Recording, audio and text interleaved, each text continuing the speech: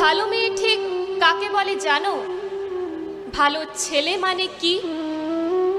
তুমিও বলবে সহজ প্রশ্ন, মাপকাঠি একটি। যে মেয়ে পেয়েছে অঙ্কে 100, যে ছেলে ভূগোলে সেরা, তারাই তো ভালো, সবাই বলছে। হীরের টুকরো এরা।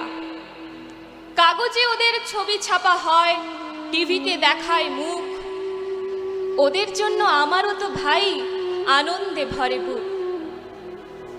তবু কেন জানো তোমাকে বলছি, দেখে শুনে পাই ভয়।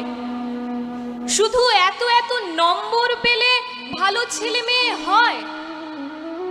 আচ্ছা ধরো না, যে মেয়ে পেয়েছে অঙ্কে অনেক কম, ওর গান শুনে মুগ্ধ সবাই, হাততালি হরদম।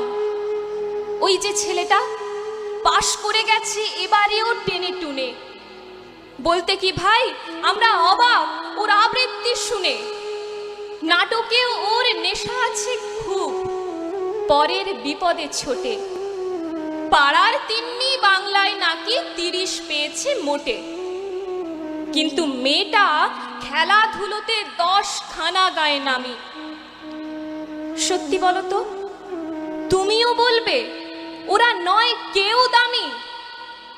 চাই যে অনেক ইঞ্জিনিয়ার, চাই আরো ডাক্তার, পাশাপাশি চাই শিল্পী, খেলুড়ে, স্নেহময়ী সিস্টার।